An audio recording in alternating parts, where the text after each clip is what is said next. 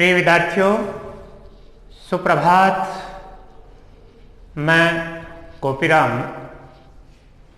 हिंदी व्याख्याता, आप सभी का आपने भाषा YouTube चैनल में हार्दिक अभिनंदन और स्वागत करता हूँ। हम पढ़ रहे हैं अनिवार्य हिंदी की मुख्य पुस्तक सृजन और पाठ नंबर 2, जो सूरदास जी के द्वारा लिखित है और उसमें कुछ पद संकलित हैं जो बोर्ड पर साफ दिखाई दे रहा है। भ्रमर गीत से चयनित कुछ पद हम इनके 6 पदों में से एक पद पढ़ चुके हैं और इसी कड़ी में हम आगे बढ़ते हैं। अगला दूसरा पद, आइए इस पद को पढ़ें, शब्दों के अर्थ जानें और इसकी व्याख्या करें और उसके बाद इसके अंतर्गत आने वाले विशेष बिंदु उन पर चर्चा करें। तो सबसे पहले देखिए, द्वितीय पद जो है उसके कुछ शब्दार्थ हैं, उनको मैं आपको बता देता हूं या लिख देता हूं। हम तो दूहों, दूहों का अर्थ है दोनों प्रकार से, फल सुफल भांति का प्रकार है, दोनों का दोनों प्रकार से। जो ब्रजनाथ, ब्रजनाथ किसके लिए है विद्यार्थियों? श्री कृष्ण। मिले मिलना, निको, निको का अर्थ होता है अच्छा। नातृ, नहीं तो। जग आप जानते हैं संसार। जस, यस, गायो गान गाना। कहाँ वे गोकुल की गोपी सब वर्णहीन, वर्ण का अर्थ है या वर्ण, जो हमारी जाति के जाति में होता है वर्ण, लघु जाति, छोटी जाति। कहाँ वही कमल स्वामी संग मिली बैठी, इक माने एक और पांति मानी है पंक्ति।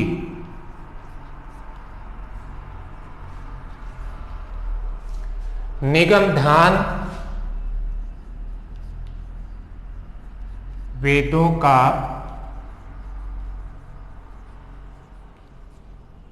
अध्ययन करने वाले, वेदों का अध्ययन करने वाले। मुनि ज्ञान, ज्ञानी मुनि। अगोचर, जो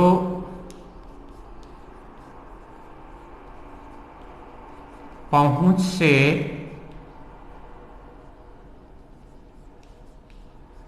बाहर हो। घोष निवासी, गोकुल निवासी,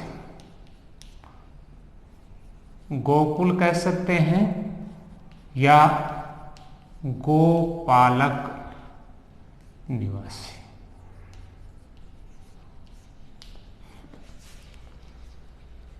ता, ता माने ता उस। सांच माने सच्चा, सत्य।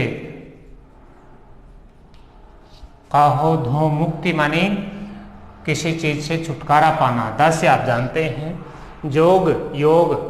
पा मन पैर, पकड़ना। लागू मन पा, लागू, पा का अर्थ पैर है। उधो, उधव के लिए ना कहूं बारंबार, बार बार। सूर्य शाम तजी, तजी मन त्यागना, छोड़ना। भजई, भजन करना, स्मरण करना। ताकि जननी आप माता जानते हैं। छार,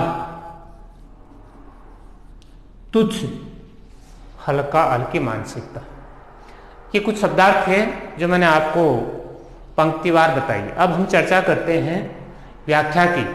हम तो दूहूं भांति फल पायो, यहाँ पहले पद में भी हमने पढ़ा और यहाँ फिर वही बात है। बात लगभग गोपियों की और उद्धव के साथ विचार विमर्श हैं, उनके द्वारा अपने मन की भावनाएं व्यक्त की गई हैं और वो अपने मन की भावनाएं उद्धव जी को इसलिए कहती हैं ताकि वो श्री कृष्ण तक उनका समाचार पहुंचाते हैं, क्योंकि उद्धव जी हैं वो श्री कृष्ण जी के द्वारा भेजे गए एक दूत ही थे, एक माध्यम था किनके लिए, श्री कृष्ण और गोपियों के मध्य का। अब जब पिछले पद में हमने पढ़ा था कि गोपियों ने साफ कह दिया कि हमें श्री कृष्ण के प्रेम और स्नेह के अलावा कुछ भी नहीं अच्छा लगता, जबकि उद्धव हैं वो उन्हें योग और ज्ञान का संदेश देना चाहते हैं। उसी कड़ी में हम आगे बढ़ते हैं तो यहाँ गोपिकाएं क्या कहती हैं, गोपियां, हम तो दूहूं भांति फल पाए।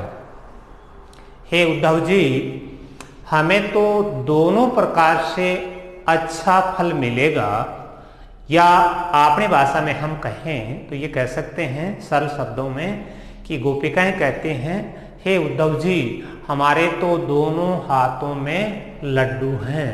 कैसे? जो ब्रजनाथ मेले नेको, यदि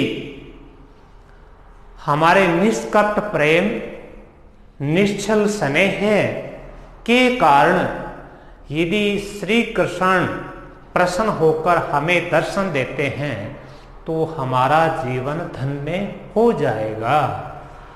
फिर अगली लाइन, नातुर जग जस गायो, और यदि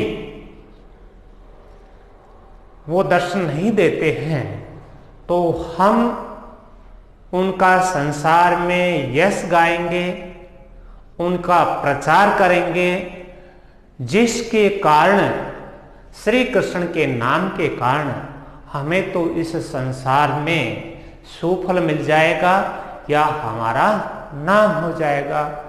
कहने का मतलब शायद आप समझ गए हैं कि यदि वो दर्शन देते हैं तो हमारा जीवन धन्य, और यदि वो दर्शन नहीं देते हैं तो हम जिसका गान करेंगे, जिसका यश गाएंगे, जिसके प्रति हमारा स्नेह दिखाएंगे, तो श्री कृष्ण को तो पूरा संसार जानता है, और उसी श्री कृष्ण का जब हम ये गान करेंगे तो हमारा तो अपने आप इस संसार में नाम हो जाएगा।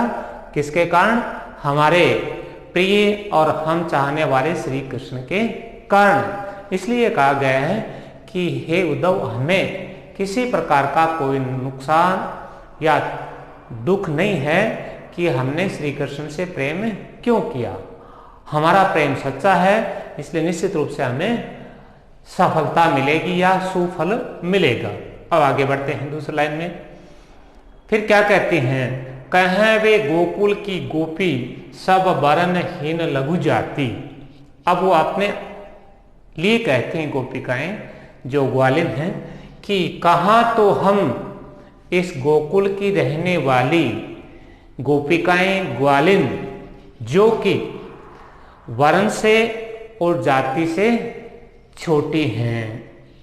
इस पंक्ति का पूरा लाइन यही है कि हम गोकुल में रहने वाली जो ग्वालिन हैं, गोपियां हैं, वो वर्ण और जाति से छोटी हैं, निम्न हैं। अब वो व्यंग्या दूसरी तरफ क्या कहते हैं, कहें वही गो कमला के स्वामी संग मिल बैठी एक पांति। और कहा वो श्री कृष्ण जो कमला के स्वामी हैं, कमला के पति हैं, यानी वो तो उच्च जाति के हैं, कमला जो उनकी पत्नी है वो उनके स्वामी हैं, लेकिन उसके बावजूद भी बैठी एक पांति। हम जाति की छोटी होते हुए, वर्ण के छोटी होते हुए, कृष्ण उच्च वर्ग के होते हुए, उच्च जाति के होते हुए, कमला के स्वामी होते हुए भी हम सबके साथ एक पंक्ति में बैठकर भोजन किया करते थे, हमारे साथ वो पंक्ति में बैठ गए, ये भी हमारे लिए बड़ी सौभाग्य की बात है।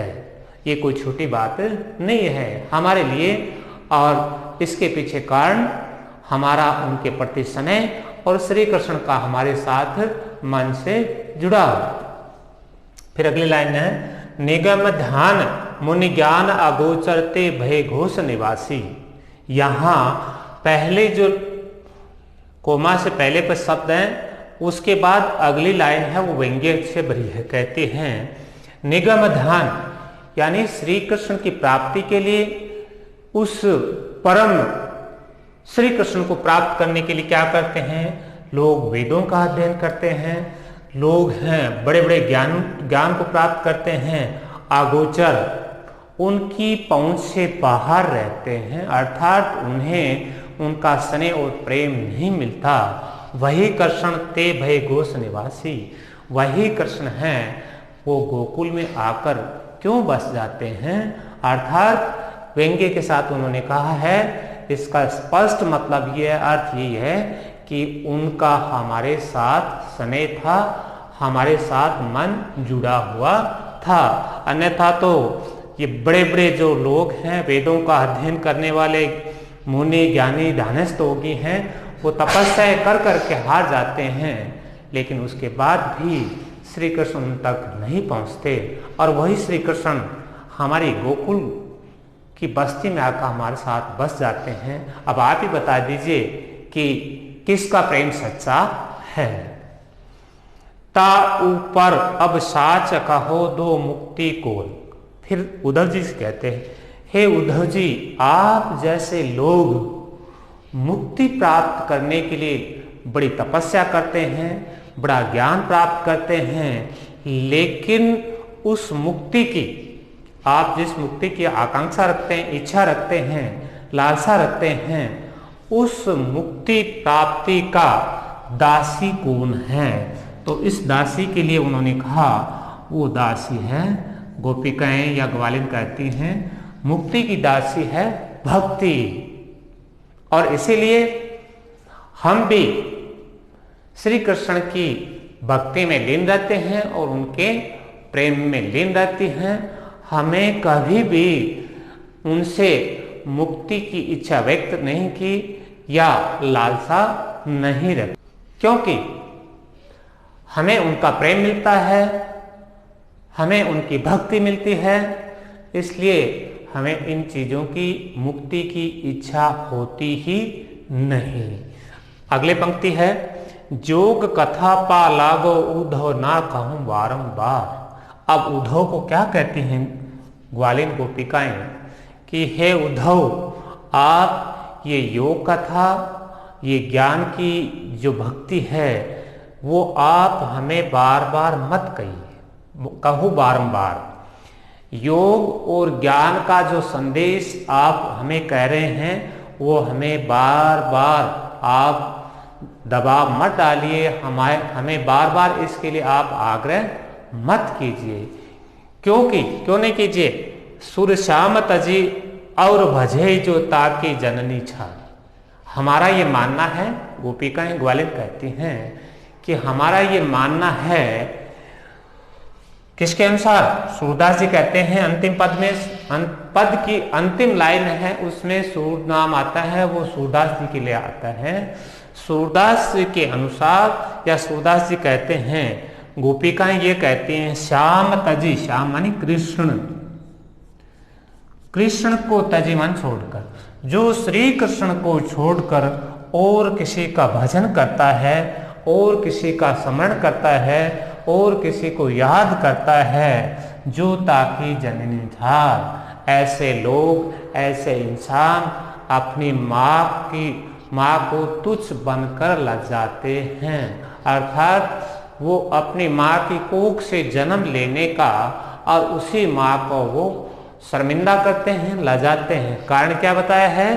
कारण यही है कि वो श्री कृष्ण को छोड़कर किसी अन्य का ध्यान या स्मरण करते हैं। तो ऐसे लोगों को गोपिकाओं ने, ग्वालिन ने कहा है कि वो अपनी माँ को एक तरीके से शर्मिंदा करते हैं या छोटे बनकर, झार तुच्छ, छोटे बनकर और लज्जाने जैसा काम करते हैं। ये तो थी इस पद की व्याख्या। अब अपनाते हैं विशेष बिंदु। तो भाषा तो देखो इसमें आप क्या लिखेंगे, भाषा इसके है साहित्यिक एवं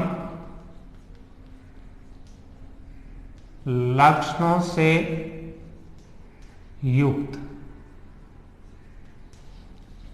साहित्य की भाषा और उसमें लक्षण दे। शैली कैसे, इसमें शैली है, बीच बीच में व्यंग्य किया गया है, तो ये है व्यंग्यात्मक एवं तर्क दिए हैं हर बार, इसलिए तर्कों से युक्त। ताकि जननी छार, इस पंक्ति के माध्यम से क्या है, ग्वालिनों का दर्द या नाराजगी प्रकट की गई है। फिर गोपियों का व्यंग्य क्या है, वो क्या कहते हैं उद्धव से कि योग और ज्ञान की अपेक्षा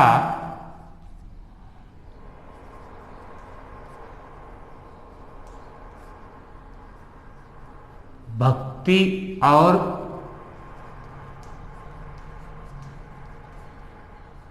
प्रेम ज्यादा अच्छा है। ये इसके कुछ बिंदु हैं जो हम व्याख्या में पढ़ने से हमें ऐसा महसूस होता है कि इसमें ऐसी कौन सी बातें हैं जो विशेष रूप से एक बिंदु के रूप में उभर कर आती हैं।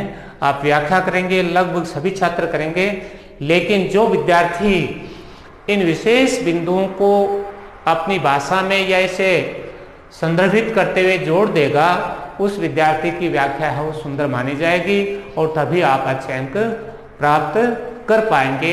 आज हमने सूरदास जी का दूसरा पद पढ़ा, उसकी व्याख्या पढ़ी, शब्दों के बारे में जाना और उसके बाद उसके कुछ विशेष बिंदु हैं उन पर भी हमारी चर्चा हुई। अब आप सभी ने इसको देखें, समझें और फिर भी कोई समस्या है तो आप मुझे अपने कमेंट के माध्यम से पूछ सकते हैं। इस कड़ी को हम आगे जारी रखेंगे और अब इस पद के साथ ही सूरदास जी की ये जो चयनित पद हैं उनको मैं यहीं विराम देना चाहता हूँ। आप सभी को बहुत बहुत धन्यवाद।